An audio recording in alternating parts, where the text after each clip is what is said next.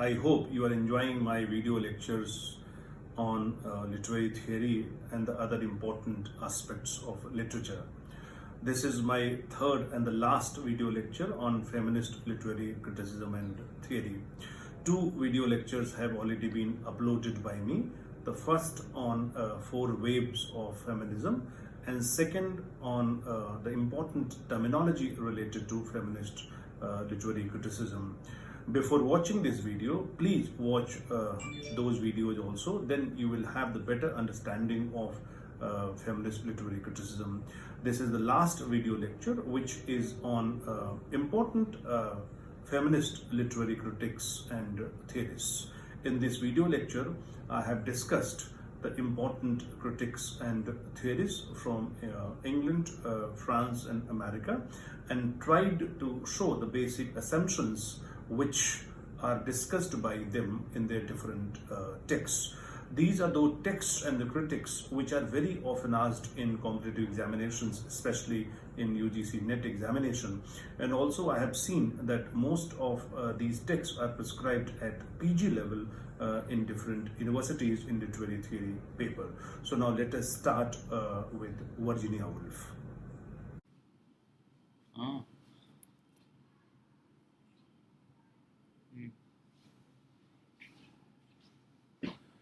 Now look at the statement. I thought how unpleasant it is to be locked out, and I thought how it is worse, perhaps, to be locked in. Virginia Woolf believes that it is bad to be locked out, but it is worse to be locked in. Meaning is that actually a woman has to come to the front to give voice to herself. Now, as far as feminist literary criticism is concerned, Virginia Woolf played a very important role. She was a very active feminist and part of the suffrage movement.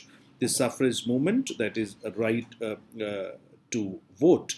Actually, this played a very important role in the emancipation of women. So you have to keep this in your mind. Now, Virginia Woolf actually she strongly pleaded for autonomy and equal status for women, and criticized the representation of women by male writers. Male writers had not given the correct picture of the women. So she has criticized it. Now she wrote this, you have to keep this in your mind, very significant text, A Room of One's Own, which was published in 1929. Now it has become a classic work and become an important part of the canon of feminist criticism. Whenever we discuss feminist criticism, we always keep this A Room of One's Own in the center, because this is one of the important texts of feminist literary criticism. Now, this text, A Room of One's Own, is based on two lectures that Virginia Woolf presented in 1928 at Newham and Girton College. These are two women colleges at Cambridge University. So this is based on the two lectures which were delivered by Virginia Woolf at these two women's colleges at Cambridge University. Now, later on, she expanded the lectures and published them together as one long essay in 1929, which is entitled as The Room of One's Own. Now, in this particular text, in this essay, Woolf starts with the subject of women and fiction. Actually, she was invited to deliver a lecture on women and fiction.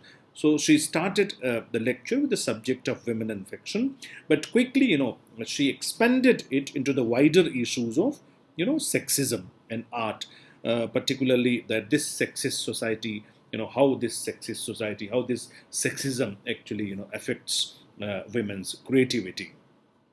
Now, in her lectures, which she delivered actually when she was addressing her audience, she says that authors such as Jane Austen and Bronte sisters, they have made important contributions to literature, but a lot a lot of still a lot of work is to be done, and this is to be done by you women actually who are the listeners. Woolf famously insists that creative works require freedom, both financial and intellectual. A woman must have independent means, and she said at least £500 a year. And at that time, actually, this sum was a large sum and a room of her own. Two important points which she mentions, that if creativity has to come out, a woman has, she needs two important things. Now, what is the central argument of this book? The central argument of this book is that a woman should have money and space. Space is room actually to write fiction.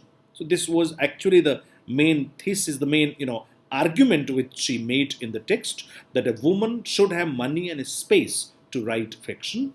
She insisted that women should be allowed economic and social liberty so that they can realize their aspirations. Their aspirations will be fulfilled when economic and social liberty will be given to the women. Now, you see, in one of the most important sections of this A Room of One's Own, Woolf imagines that Shakespeare has a sister, and the name of the sister is was Judith. Shakespeare. You have to keep this in your mind. This is the name of Judith Shakespeare.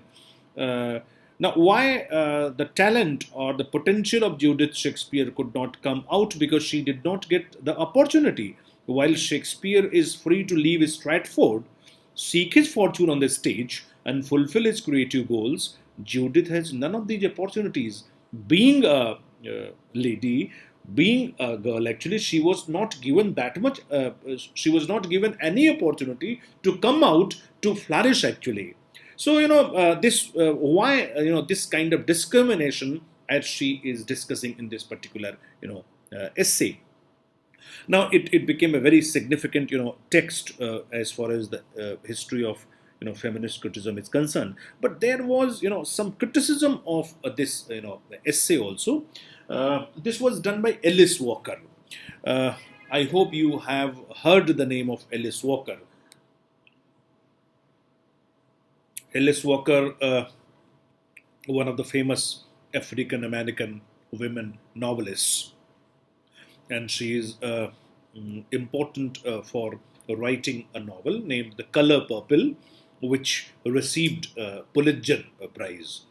And I think since all of you are preparing for the competitive examinations also, so you must have seen the history of Pulitzer Prize, like for example, Jhumpa Lahiri receiving Pulitzer Prize, and many more writers. So Alice Walker actually made a comment on this particular essay, and in search of our mother's gardens, Alice Walker states that Virginia Woolf, in her book A Room of One's Own, wrote that in order for a woman to write fiction, she must have two things. I have just explained this, and Alice Walker said that Virginia Woolf has said that two things are required. Certainly, number one is a room of her own, that is key and lock, and enough money to support herself.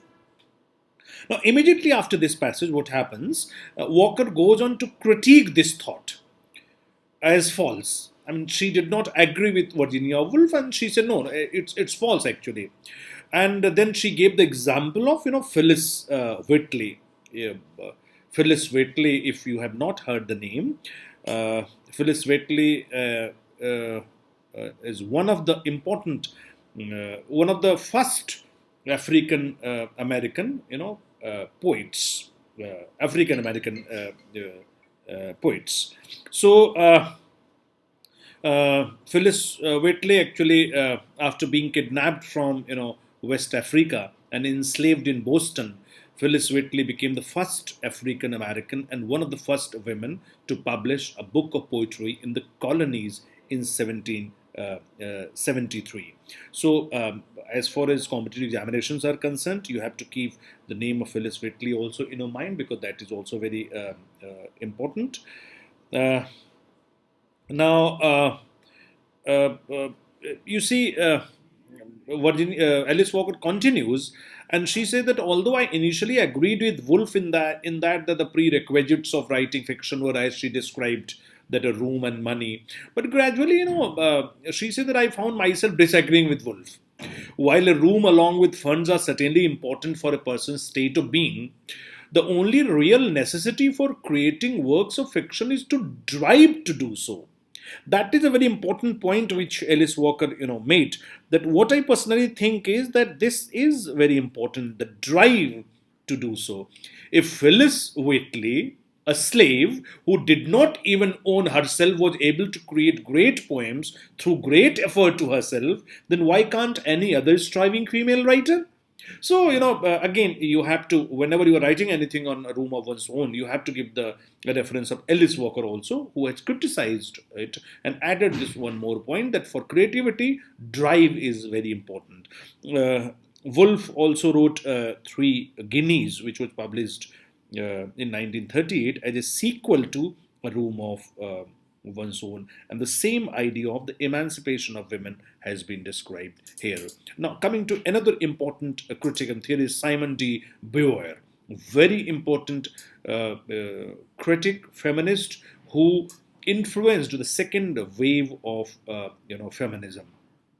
A French novelist and philosopher. I have seen that sometimes in competitive examinations also the name of the country is also asked. That tell the name of the country the particular writer belongs to. Simon de Beauvoir, French novelist and philosopher, one of the significant and influential feminist theories, and she had a great influence on the second wave of feminism. And the classic work is this, The Second Sex, a very important text published in 1949. Now, this particular text, it presents Simon de Beauvoir's historical account of women's, disadvantaged position in society, that women are deprived of the benefits of the society. The work argued that women have been assigned a secondary role in relation to men. And what is the secondary role? She says this. The word second. Sex, as the title of the text implies, that woman is the second sex. Now, woman is the second sex that has been established by patriarchal society. Now, these ideologies, they have long been projected, and she's questioning against these ideologies. And what did she say actually? That in these ideologies, men is created as the self, and woman as the other. Men as the subject, and woman as the object. Men as the dominant category, woman as the submissive category.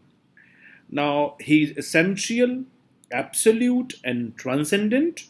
She is inessential, incomplete, and mutilated.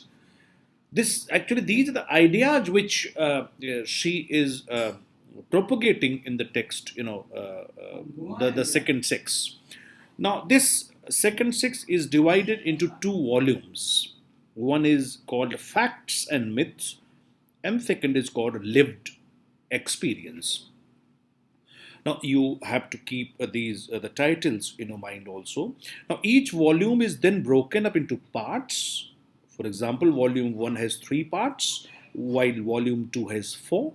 Finally, each part is further divided into chapters. Only some of them have titles. Now, this text, the second sex, actually opens with a question. And what is this question? What is a woman?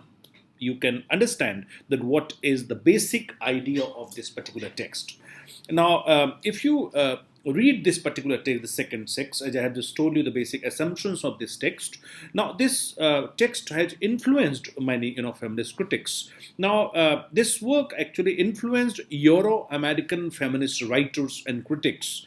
And some of the names are here. For example, Betty Friedan was influenced, Kate Millett, Juliet Mitchell, German Greed. Actually, these are the feminist critics who started writing under the influence of Simon de Beauvoir. Actually, as I just told you in the beginning, this Simon de Beauvoir actually played a very important role in the development of the feminist criticism. Especially, she influenced the second wave of feminism. Now, you see, so these are actually the critics who were influenced by her. Now, what did she say actually in this particular text? That men have achieved great physical and intellectual, heroism, whereas women have become slaves, meekly carrying out their, reproductive and maternal duties. And then a very important line, which is there at the core of this text. She pronounced, "One is not born, but rather becomes a woman." This is a very significant line of this particular text. One is not born, but rather becomes a woman. It means that the category of woman is not natural, but culturally constructed, is constructed by the culture, by the society. She made the difference between the sex and gender also, and argued that gender is socially constructed concept by men, and this is basically for their own benefit. Men have done all these things for their own benefit. Now, as I just told you that Woolf and Beauvoir laid the foundation of the feminist movement, and this feminist movement actually it flourished in different forms in different parts of Europe and America. The direct influence of Beauvoir's radical views about femininity could be seen reflected variously in the critical writings of American feminist critics and the other critics also. If you just as I just given you the examples, you just see the example of Betty Friedan, who is an American psychologist and who wrote the famous text, The Feminine Mystique, which was published in 1963. Or you just remember Kate Millett, who is an American feminist, wrote Sexual Politics in 1970. Or remember Juliet Mitchell, who is a British psychoanalyst and socialist feminist. Or Germaine Greer, who is an Australian actually, who wrote The Female Eunuch. All of them actually wrote under the influence of Simon de Beauvoir. These are the four famous, feminist critics and theorists. And these are the important texts also: The Feminist Mystique, Sexual Politics, and The Female Eunuch. So you have to keep mind that they also forms the core of the feminist criticism. Something about Germaine Greer.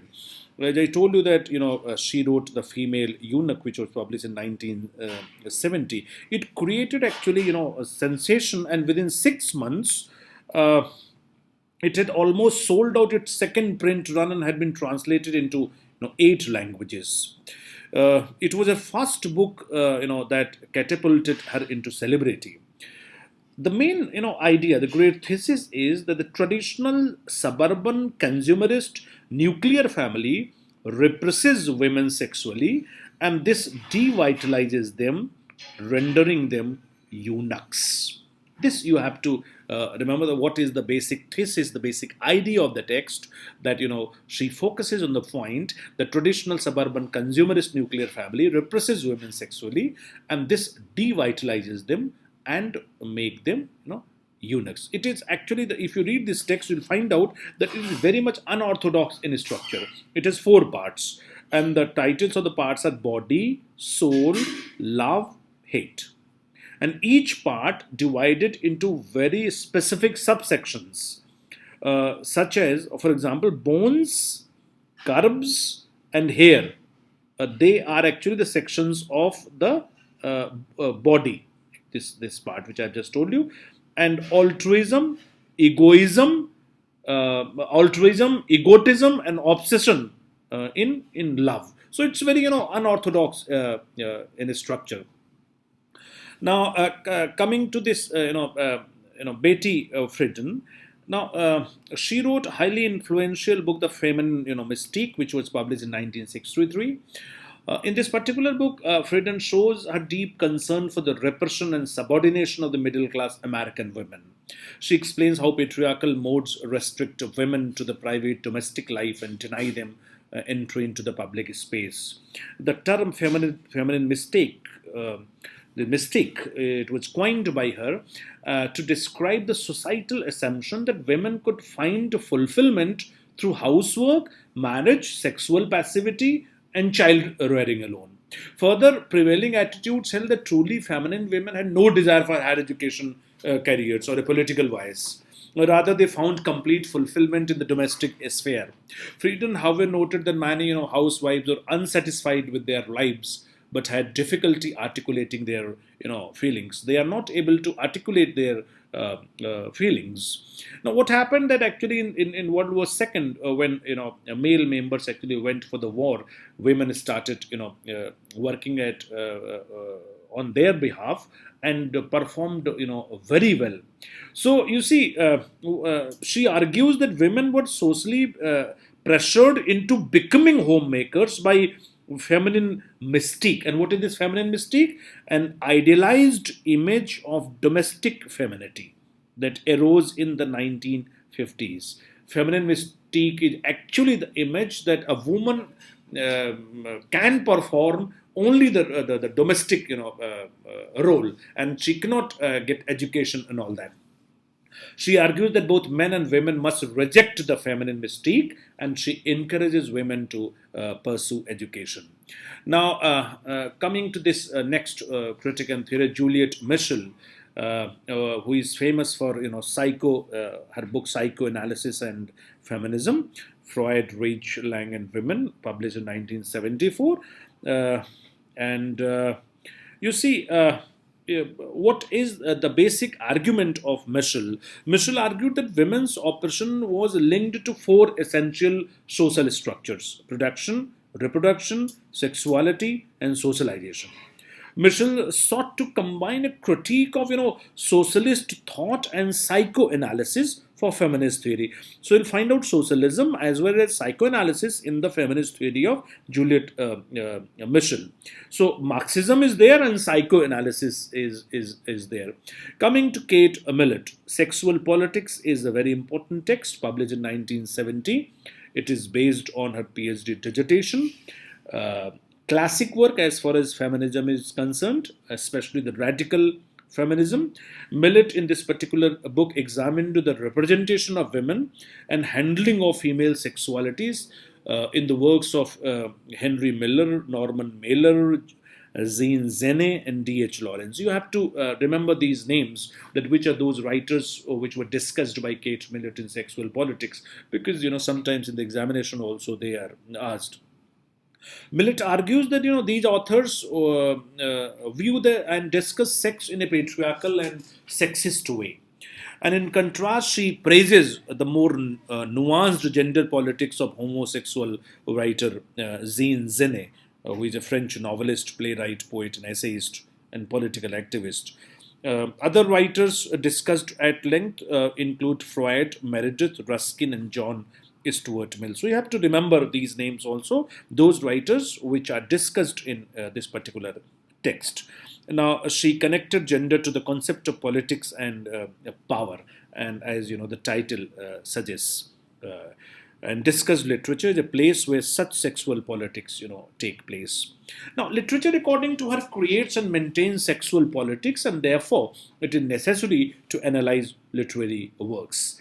She thought that feminist analysis of literary works would liberate women from their subordination. If women come to the front, if they start writing, then ultimately emancipation will take place. The New York Times published a review of the book in 1970, and it predicted that this text is a very important text, and this book will become the Bible of women's liberation.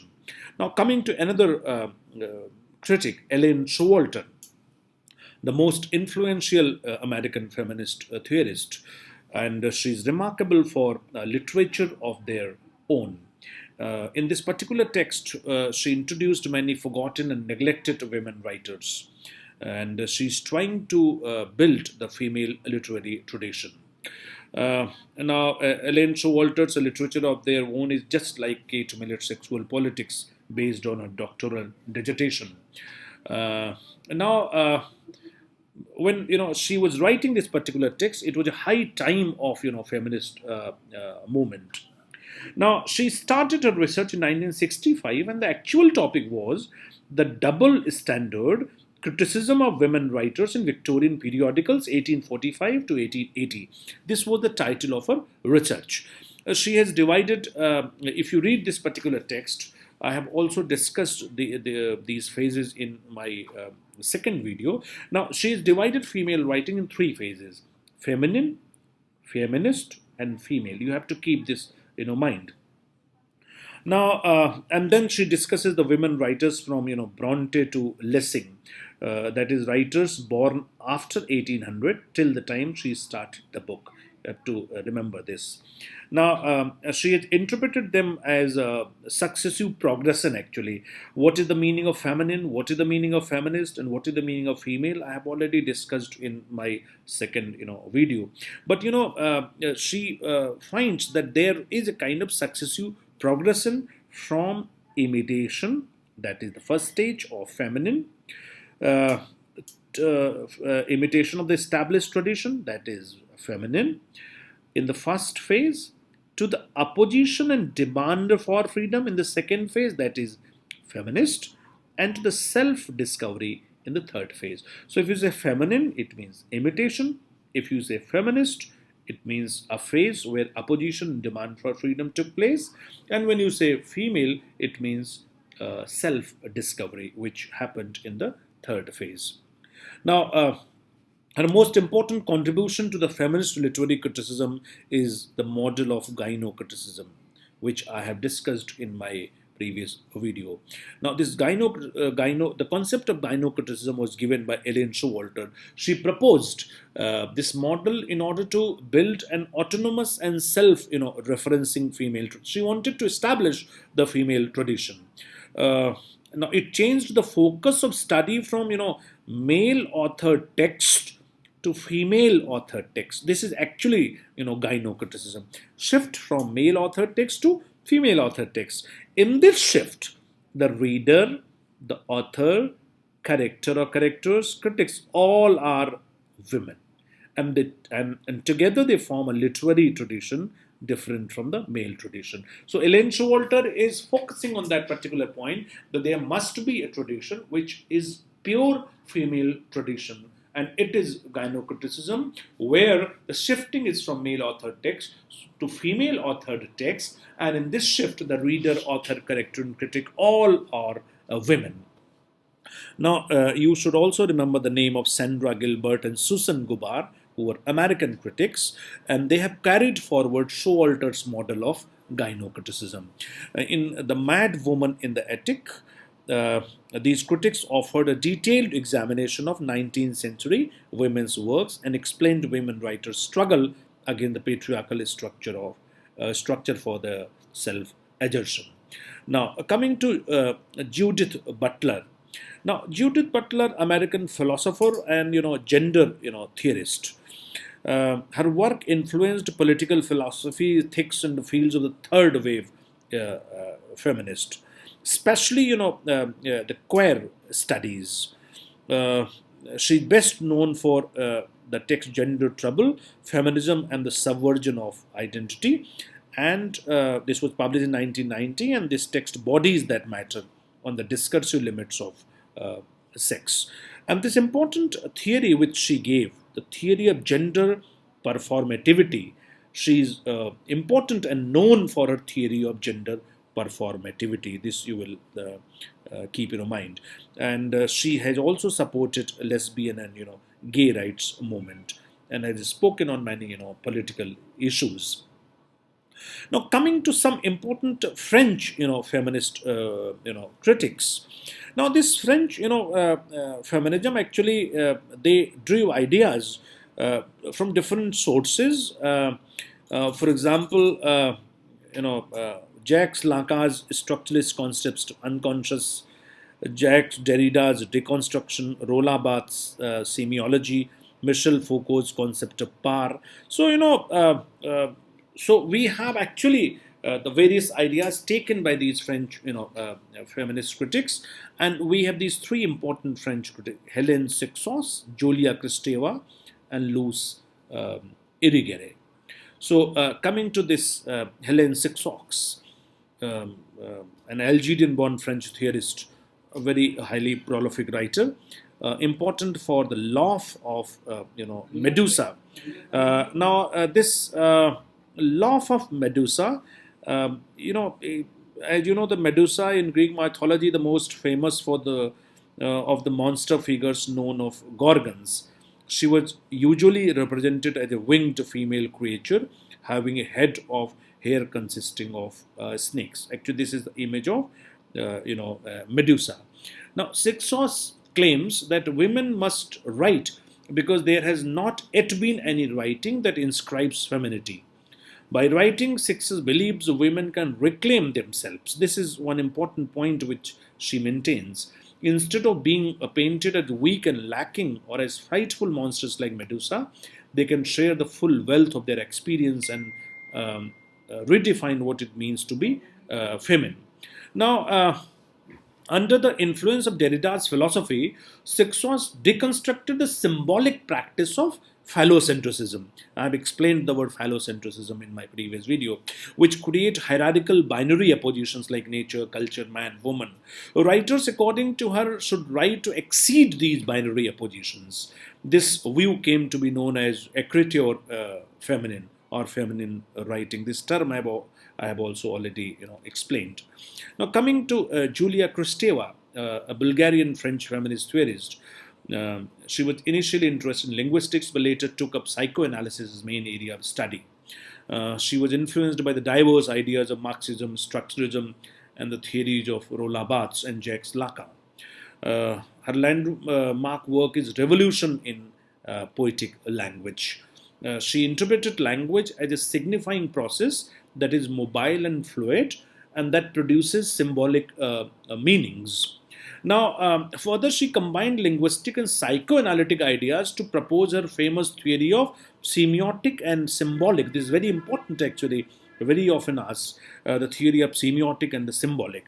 These are two interrelated aspects of language. The semiotic aspect is pre-dipal, pre-verbal, and rhythmic, whereas the symbolic is social, cultural, and rule governed. Interpreted from the feminist point of view, the semiotic aspect becomes the mother-centered expression, and the symbolic aspect, the expression of the law of the father, socio-culture rules. So this, if you keep minds semiotic and symbolic, then you can understand it. Luce Irigaray, again an important French feminist critic. Now, she's different from the other two French feminist theorists in the sense that she does not directly say anything about literature. She criticizes the other feminisms and Freud and Lacan's psychoanalysis. She's also critical of the liberal feminisms of the 19th and early 20th centuries and Beauvoir's existential feminism. According to these feminisms, according to her, these feminisms regarded men and women to be fundamentally the same because they sought to remove the inequality between them. Her argument is that in place of sameness, sexual difference must be emphasized. Known for two important works, Speculum of the Other Woman, which was translated in 1985, and This Sex Which Is Not One. Now, French feminist critics also played a very important role in the development of the feminist criticism.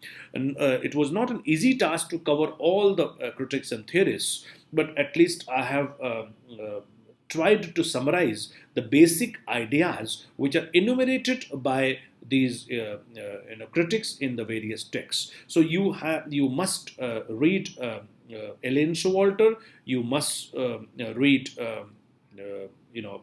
Virginia Woolf, you must read the critics which I have just discussed with you. Focus on the text which is written by them and also the basic idea which is developed by them. I again suggest you that if you want to understand the entire concept of feminism, please watch all the three videos. Two videos I have already uploaded. This is the third video. So if you watch all the three videos, then you can understand the concept of feminism and the development of the feminist literary criticism and theory. Thank you very much.